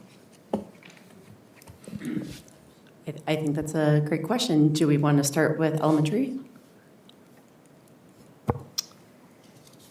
So the question is, what are our thoughts, just generally? You got it. Okay. I have 8 minutes, right? That's what I heard? No. I think that, as building leaders, we live and breathe this every day. Inclusive education is a large part of our work and how we support students and staff. And just speaking for myself in the elementary perspective, I think the findings align really well with what I see in the building and again, what I live and breathe every day at work. So it's going to be a long road. There's a lot of pieces to it, and a lot of it has to do with mindsets and culture and adult shifts, which is always challenging. But I know just among administrators, there's a real investment in this work. This is something that we've been asking. This work is something we've been wanting to do for a long time, and so I think we're excited to do the work. And we know it's going to take a while, and we know there will be, moments along the way where it's going to be challenging, but this is the right work to do, and we're primarily here for our students. So I think things align, and we're excited about it. Thank you. And I just asked for the rest of our principals, if it's the same comment, just please focus on anything that might be different. So thank you, Principal Osgood. Principal Devin? I would add to that is that I'm looking forward to the refresh to align with the rest of the middle schools and the other secondary schools so that we're all common and doing the same things. Thank you. Principal Maurer? I appreciate the fact that the report identifies some strengths that we're building upon. Ideas like commitment to inclusion, positive culture. We have strengths that we can look at and we can continue to grow. I'll recognize, though, that there are some opportunities that we are going to need to drill into, and the principals are committed to come alongside of inclusive ed and do that hard work. Thank you. Director Song? Yeah, I guess I had a question about the strengths as well, and then also if we can get some more objective data, because you guys gave a pretty lengthy narrative across a lot of these findings. It'd be nice if we could also just see that somewhere to reference, but also talking about the higher expectations. I mean, some of these also just seem like basic foundational things that we should be implementing anyways. And so for me, seeing them on the strength portion was just a little confusing for me. Another comment that was made was a strength was that we have translators. I mean, per IDEA, we have to. So it's not that we're going out of our way to do this, we're following the law. And so when it comes to the strengths and opportunities for improvement portion, is there a way we can get a written, I guess, metric for how you guys determine those? We certainly can absolutely. We are in the process of analyzing all of these results. Oh, go ahead, Jessica. We're in the process of analyzing everything, and so we also have to issue recommendations. And so the construction of what the follow-up will look like is still in progress. And so I'm certain that we'll be able to provide some additional clarification in the future. We just want to make sure that we figure out what the structure of that will look like. And you want to mention January? And then also in January, we will be back on site to present the recommendations as well too. So I put a note in here to include more objective data in that presentation as well, to tie in your pieces and to acknowledge your question, Dr. Song, or your feedback, Dr. Song, about following the law being a strength. Candidly speaking, some districts we've partnered with and districts across the country want to follow the law to the best of their ability, and as they should, but sometimes translation services aren't always available, or the need is not met as fully as it could be or should be. One of the things we found is that here in KSD, compliance and ensuring parents have access, such as through translation services, was something that the district emphasized as an important priority for them. And so we want to acknowledge that that was something that they've invested in, either through time and energy or financial resources, et cetera. Yes, it is the law. Yes, it is the expectation. We also want to acknowledge that folks are making a sincere effort to ensure that that happens. Thank you. Thank you. Director Gregory. I'm a training and development professional, so I'm going to focus there because on every one of it says we need professional development. I have a concern with that though, because every time I've seen a report like this, it says we need professional development, and then we say we need things like team building, and then we go do a ropes class, and that doesn't do anything for us, right? Because we're not looking at policies and procedures along with that training. So my question is there going to be in the recommendation a development path that says, here's where we are right now, and here's our recommendation, and here's the development path that then you should also look at XYZ policy to update it to make it fit? That's what I'm looking for in the recommendation. Because often, again, like I said, I've been on the needs assessment end of that, and they're like, we want blah, blah, blah. And you're like, you don't need that. You need a job aid, right? A job aid fixes this problem. Well, Dr. Gregory, I can tell you with the utmost certainty, I would never recommend a ropes course, because that is not even you would not catch me out there doing that, okay? So I don't feel like that's fair for me to tell y'all to take something on that there's never in a million years I'd be climbing those ropes. If there's a Starbucks, I could do that. We can meet at the Starbucks here in Seattle. No, absolutely. And as you were speaking, Ange and I both said, absolutely. The professional development recommendations that we anticipate making are going to be very targeted and targeted towards each of the special education effectiveness domains. And so perhaps within high expectations, when we're talking about bridging the policy to practice implementation gap, what is the professional development needed for a building administrator, for a school-based team, as it relates to academic rigor that must be differentiated because those roles look very different in practice? What are the current policies that apply to both roles? And then ultimately, what would that look like in the classroom? And so the PD could be, in that circumstance, if I'm a building administrator, I know I've got an essay classroom in my building, and I know I've got a link classroom in my building, or a top classroom in my building. To ensure academic rigor, I need to make sure that there's co-planning time for this group of people, and that's what this looks like, that there's time for that there's resources set aside for enough community-based instruction for students. That's what that looks like for me as a building administrator to improve academic rigor, versus me being a building level team member.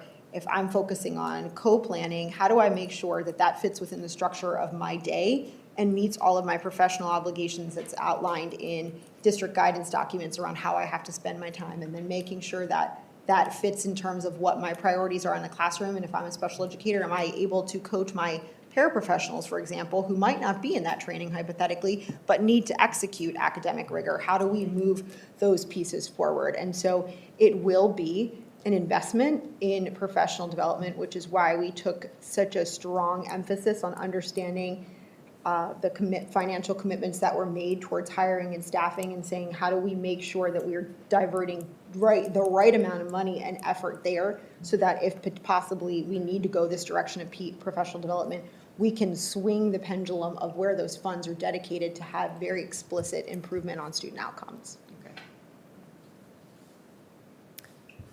Director Cook. So I just wanted to say, I'm actually going to pass my questions over to Dr. Andy Song, as he is the only board member that we have here that happens to have a PhD in special ed. So I feel like his questions would be far better than my own. So if you're okay with that, Dr. Song. You sure you don't have anything? No, I would rather hear what you have to say. Megan, do you want to go first? Yeah, I'll go, and I'll just go back, loop around. Great. In the research questions, there was under human capital, a comment about to what degree are relationships with collective bargaining units and KSD leadership working effectively to meet the human capital needs of the district. And then when I looked at the different kind of focus groups and what there was, trying to look and see how collective bargaining units fit into that, and then also noticing kind of the overlap that some of that has with some of the areas of opportunity that were noted. And just wondering if you could expand on how we partnered to be able to get that information. Do we feel like we fully got it? And how is that going to impact into the recommendations going forward? Certainly. Do you have anything to start off? Yes, absolutely. Focus group. Yeah, absolutely. So just to make sure, I wanted to make sure, it's important for me that I use the correct terminology. So I want to make sure that if I'm describing something inaccurately, that someone please correct that I use the appropriate terminology. But during the focus groups, we did ask a number of questions to various focus groups that were collectively designed by role, for example. So one of the focus groups was with individuals who are serving, and this is, I want to make sure I'm using the correct language, individuals serving in a leadership capacity for different collective bargaining units. So perhaps the person who is the lead SLP bargaining unit team member versus a special educator who is the lead bargaining. I'm not sure exactly what that terminology is, but conceptually we met with a group of folks for a focus group who are representative leads and asked very specific questions around their perspectives of how those collective bargaining agreements are designed, executed, barriers that exist with the way that they're currently implemented, how they're interpreted, what are the frustrations around what's working, what isn't working, and then after we met with that team, we then went back and reanalyzed the data with some specific phrases or talking points to be able to see where in the qualitative data any of those themes also emerged, to be able to try to triangulate some of those themes that were identified. We were very cautious in how we reported this information because what we don't want is that any particular group of folks, such as the individuals who are serving in the lead, speaking on behalf of their respective teams, to feel like that is being given, their perspective is being overemphasized in any sort of way. We want to make sure that we don't also report things out where it feels as if it's a gotcha, that you participate in the study and your feedback is now the highlight of what needs to be fixed, and it's a gotcha moment, because that's really unfair. We start every focus group with what is shared within the capacity of this conversation. It is not recorded. We are not transcribing notes. We do not take names. We ask that you don't share what building you work in, who your students are at a name level, or et cetera. And we purposefully don't gather that information so that when we go back and we analyze it, it doesn't feel like a gotcha and we just look at the themes. So I hope that that resonates in some way, that we want to capture the high level emphasis without overbearing any of the writing or the interpretation on any particular group. To answer your question around how are these agreements working in combination with supporting students with disabilities or working in combination with executing district priorities, what we've identified on the slides in one of the domains, I forgot which one it was, but competing priorities and complex relationships. There are some complex relationships that exist right now in the district as it relates to individuals who are working under agreement or who are working through agreements, leading agreements, and individuals who are serving in a variety of different capacities and trying to find a shared goal of staffing, for example, or scheduling, for example, or instructional practices. And we do not want to invalidate anyone's perspective, because we believe that folks are coming and doing this work because they believe in what they're doing, but trying to find a way, our goal is trying to understand these complex relationships, which I do believe there's an opportunity to dig deeper into this. And we believe that through this FTE misalignment, this staffing work, asking some of these questions, bringing all of those folks to the table to be part of a committee and understanding these inner workings can be very important. But really, there is an opportunity for more agreement there, more peaceful coexistence of shared priorities. And if we get to a place where we have a shared goal of the outcomes of students with disabilities, how can CBAs, for example, peacefully coexist, meet staff needs at the same time that we can prioritize high-quality instruction, rigor, professional development, et cetera. Neither one cancels each other out, but there is a need to have a peaceful coexistence, and we don't believe we're just there yet. I wanted to take Director Cook's deferment. I just needed to look at my notes.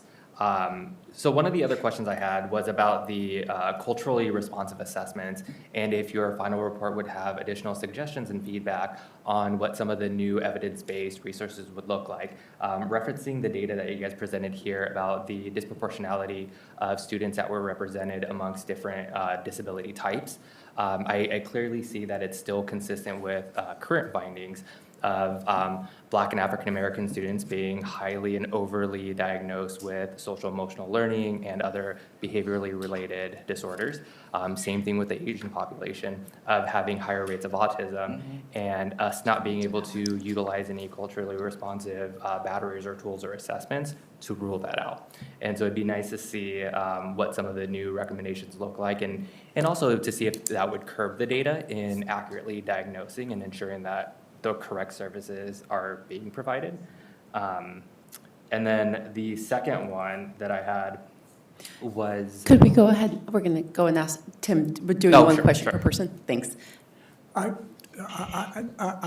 very concerned, particularly at elementary and middle school, in terms of first or early contacts with parents who, because English is not their primary language, whether there is, I'll just toss something out and just respond to it. Would it be helpful if we had parents that have been through the dealing with the paperwork and the meetings and so forth, to have a core group available when a particular ethnicity is going to come encountering the system for the first time, to help them feel comfortable. And of course, the thing that always kills us is the unspoken, where because you're not fully communicating, you may not be getting a clear picture of what the kid's encountering at home, or whether what you're asking for, they are capable of providing. Anyway, response? I think that you kind of have highlighted something that is really challenging. We also know that even families that speak the same language or come from the same area may have vastly different backgrounds and experiences. So even if we have another parent who speaks the same language, there still might be challenges. So, one thing that we are always focused on in our work with families, and especially when it comes to these, I would say, more complex legal pieces, is access and empowering families to have a full understanding of both what we're providing as well as how they can advocate for and support their students. I know that we partner with a lot of organizations that do what you're talking about. So they have parent partners. Again, we don't necessarily find the perfect fit for every parent that comes through, but we are always looking to expand our base of people who can support families and help us meet families kind of in the middle of the bridge between what we're providing for them and knowing that they're providing so much knowledge about their students and where they come from. So the short answer is yes, that would be helpful, and I think a lot of that work is being done. And it sounds like there was positive feedback from families, although our multilingual families may have been, not as represented as we would have liked, and that's work we can continue to do. But it's work we're invested in for sure. I think the only thing I would add to that is that I really have been impressed with our change with the interpretation services. I know that question came up, and I think a couple of years ago we had a different platform that we used that wasn't as easily accessible to staff and families, and we're finding that the new systems that we're bringing in really help, and it's encouraged that relationship between the teachers and the families and the school and the families that has helped build that sense of respect and relationship where my families can know to come to us and they feel comfortable sharing their information at home, and we're not judging, and we're trying to help provide those bridges and resources through our community partners and things. Thank you. Director Song? Yeah, another request for data, or just more expansion, is when we looked at the percentage of the population where IEPs were not founded, or if they didn't qualify, I've always been interested in just seeing across districts throughout our state, how many of those are due to a lack of accessibility. When we think about the students who can't come to school and therefore they can't be assessed for IEPs, are those figures and are those lives also included in these metrics and in these findings? And then what would be some solutions to reducing the barriers for some of our families where, say there's a child who is highly impacted and getting transportation approved through an IEP, it's kind of like a catch-22, right? They need the IEP to get the service, but then the families can't get them to the school to get assessed for the service. So just identifying and helping us figure out what are the barriers, what are some potential solutions to those barriers, and how many of our student populations actually fall under that category. Absolutely, and just thinking at a high level on the data set and how it was organized and how we received it, we did not disaggregate, we did not receive data that was disaggregated at that level in terms of why the student was subsequently found ineligible, whether it was not participating in the evaluation process or insufficient data, whatever it may be. The data set was aggregated at a higher level of eligible versus ineligible, but I do think the point that you're raising is really important and worthwhile exploring more, and we're making notes on that even if we can't look at it through the data we currently have, what's the potential of answering these questions moving forward? Because in order to access that, like you're talking about the very important need of specialized transportation, you have to be able to be found eligible. And if you are a homebound student and maybe only applicable through, and you can't get to school, is a virtual option available? Do we have a transient group of providers who can go from place to place and serve? So I think that all of those are very, very thoughtful questions that should be answered. Thank you. Yes. Director Gregory? So we have a lot of external providers, right? It's just the nature of our business. We have FTE challenges, et cetera.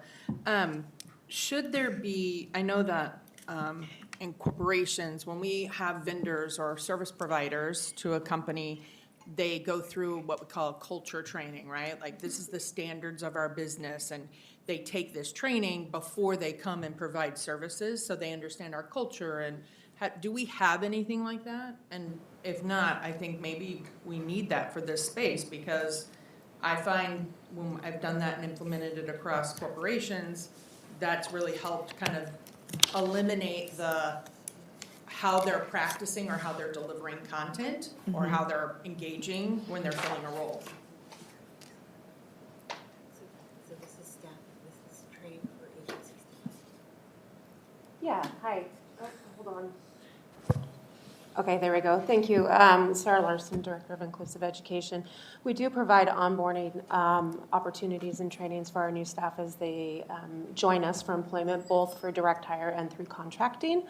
And then Heidi was going to share some information around TPEP. Yeah, we also do train our teachers for 2 days in August and then ongoing throughout the course of the year on the instructional framework. And there is a part of that in training where we differentiate for our teachers who will be teaching in our inclusive education programs so that they can translate that instructional framework to what it looks like to be in an inclusive education classroom. Right, because it is different. It absolutely is different. It's not, you can't go in and deliver it the exact same. You need to be prepared for that, understand what room you're in and how that's gonna look. I just wanted to make sure that we are providing that, because as one of the findings was, that's one of our biggest challenges, and one of the narratives was that this is an issue, right? There are disconnects, and so how are we onboarding and how do we make sure that we make that a priority? Yeah, and I will just add to that, that the onboarding training is the first step, and then the ongoing professional development to reinforce that onboarding training is the critical piece to ensure that follow-through when we do bring staff into the system as large as the Kent School District. I actually did have one question here. What consideration, if any, was given to cases that went to due process or OSPI citizens complaints, including a comparison of due process and complaint rates to neighboring districts, as well as any resources diverted away from direct student supports for legal fees and et cetera?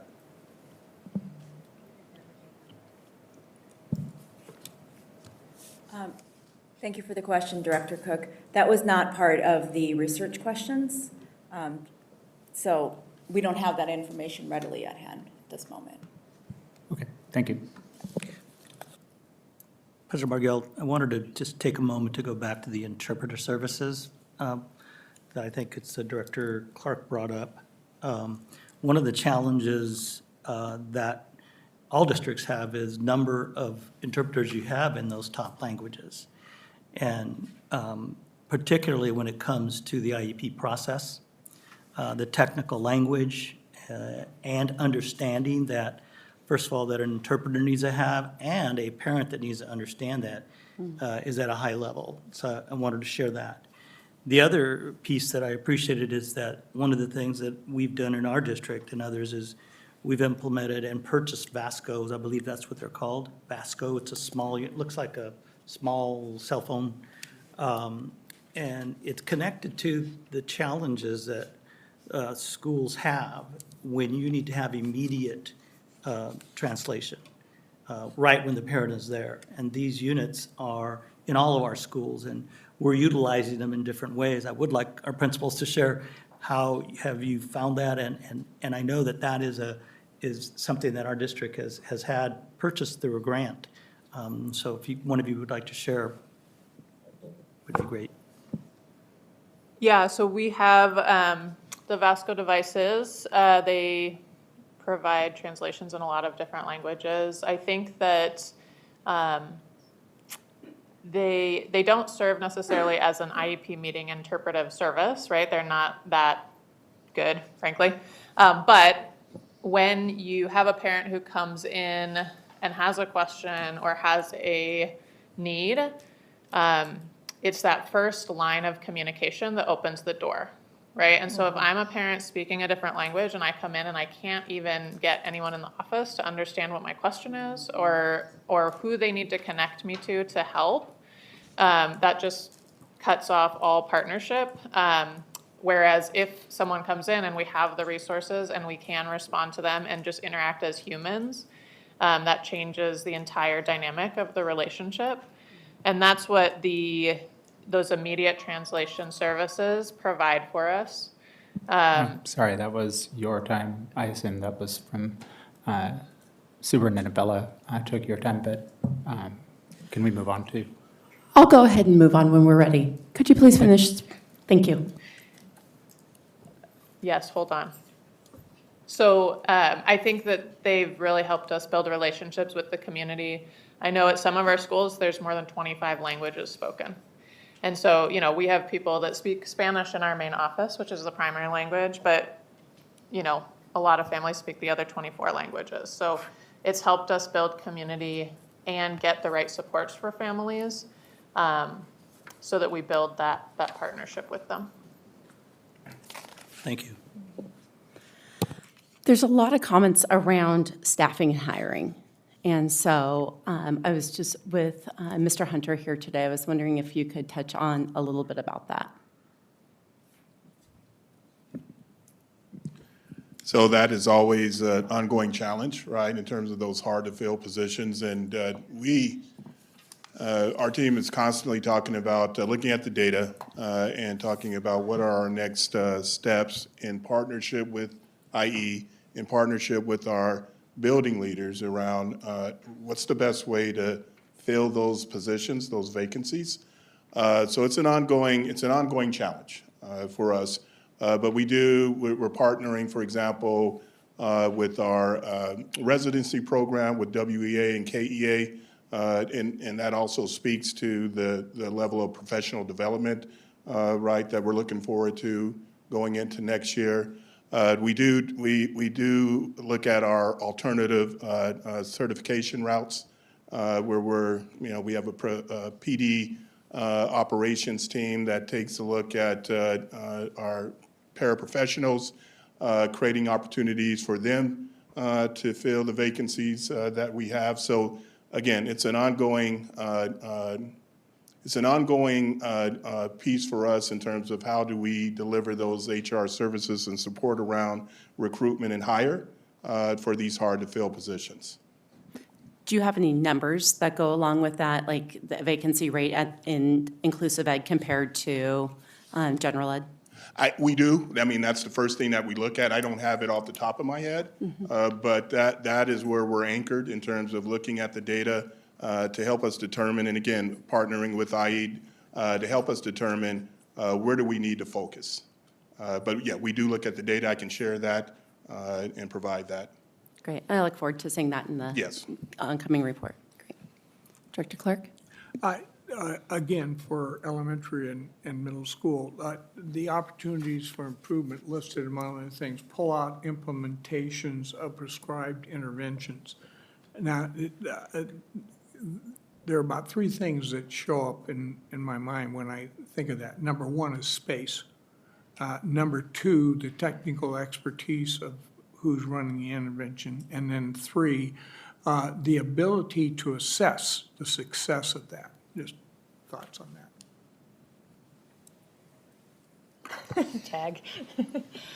It can be a challenge at the middle school with 6-period days because you don't want to remove any student from any of the classes.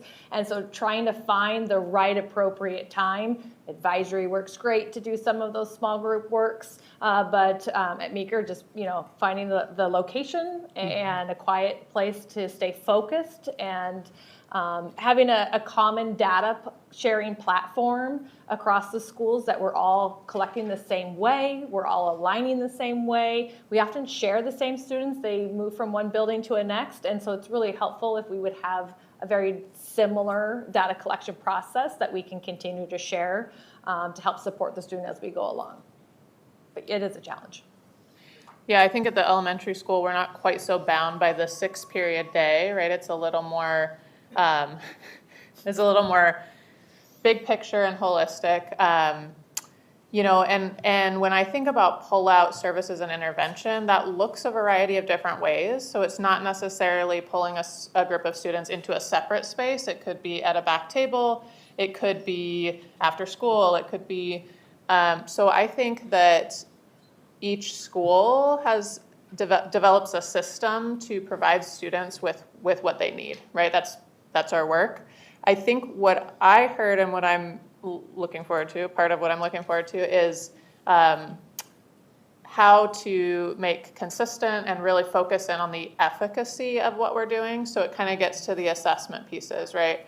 So I think at our individual schools, we've developed systems that work, have strengths and then areas for opportunity. But if we can come together as a system and really dig into what is the best possible service we can provide these students in the 20 minutes of pull-out that we have, that's where we're going to get improvement. So it's not really about finding more spaces or different, it's about in the systems we have, how do we maximize that, and then how do we make it consistent? President Margell? Yes. Can I add to that response? Of course. Is it okay? I'm not sure, Director Clark, if you're referring to MTSS interventions for students who are not quite in inclusive education or students who are receiving interventions in inclusive ed, but I would like to address both because I feel like I heard a couple different responses. And I do want to share that as a requirement in the future, we will be required in Washington State to have district-wide MTSS progress monitoring systems that are cohesive. And so when you hear that schools are doing their individual approaches, we are in the development, and you've heard in previous board work sessions or presentations, we are in the development of ensuring that we have the training for multi-tiered systems of support, the right teams focusing on the right work, but then also having systems that are coherent to best instructional practices, and the evidence-based resources that we centrally support. With the IE, the students who qualify for inclusive education, the progress monitoring, what we heard from our research team is that we do need to be more consistent with the way that we're progress monitoring and the data we're collecting and those methods. So what I want you to hear is that we do have a commitment as we get more detailed recommendations and actions, that we are more consistent and standardized in the way that we're progress monitoring for students around their specific IEP goals. Thank you. Thank you. I also have a question for the principals as well. We saw a lot of numbers here, but I would just like to know, just from your guys' experience and perspectives, like if you could just pick one thing that's working well in your IE programs, what are those things that come to mind?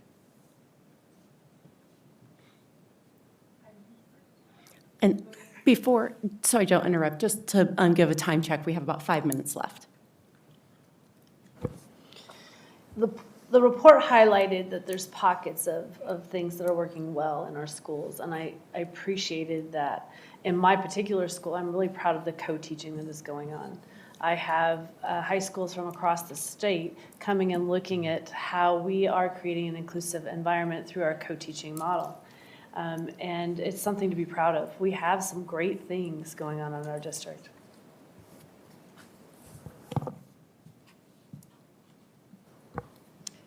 Mine's very much the same, the co-teaching and getting students where they need to be and not in the least restrictive environment. Oh, It's on. Thank you. I think that I could pick a lot of strengths, but I'm going to talk about the one that makes me most excited about this work. I think that the people at the schools really care about the kids and about doing what's right for the kids, for the students, the scholars.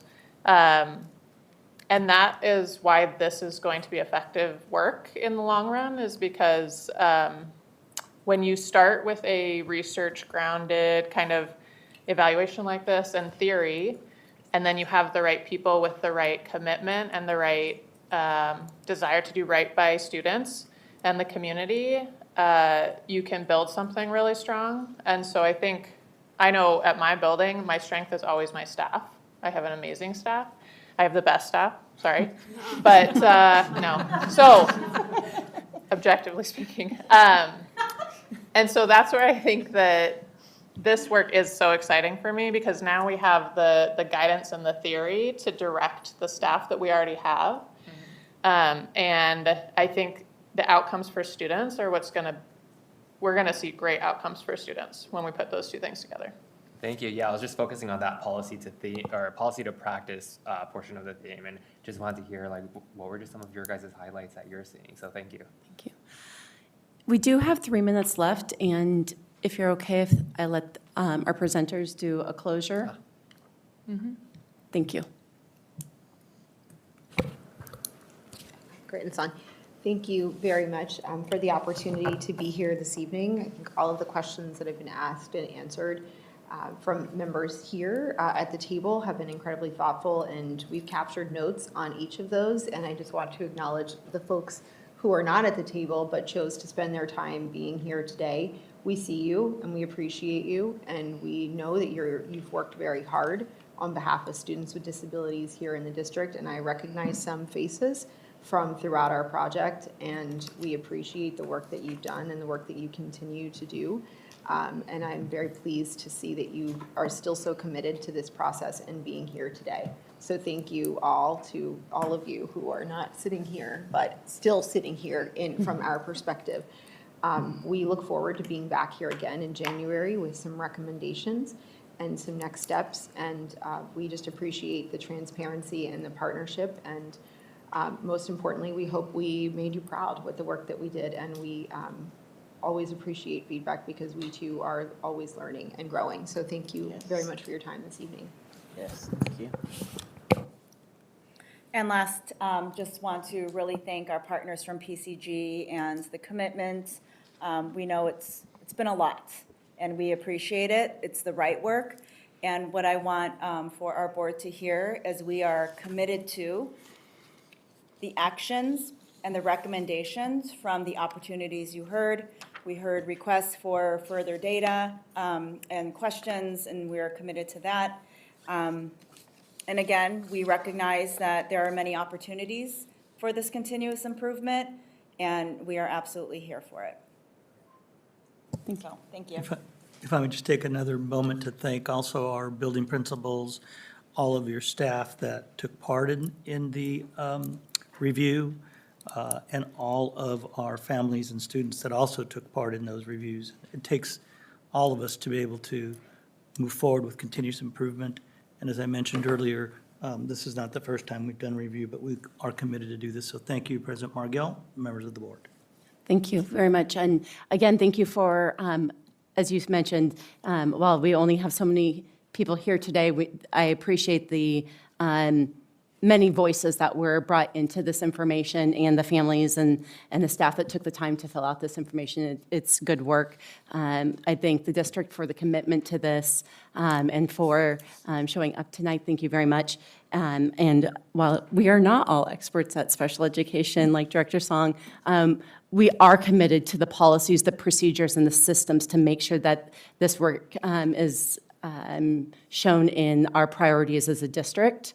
And I hope that you see that here with the questions that you got from the board here tonight, that we are highly invested in this work. What I was really happy to see is when we talked about we all care about kids, you just saw all the heads nod throughout the room. And I think that's why we're all here. So thank you very much. And it is 7:01, and we are adjourned for this work session. And have a good evening.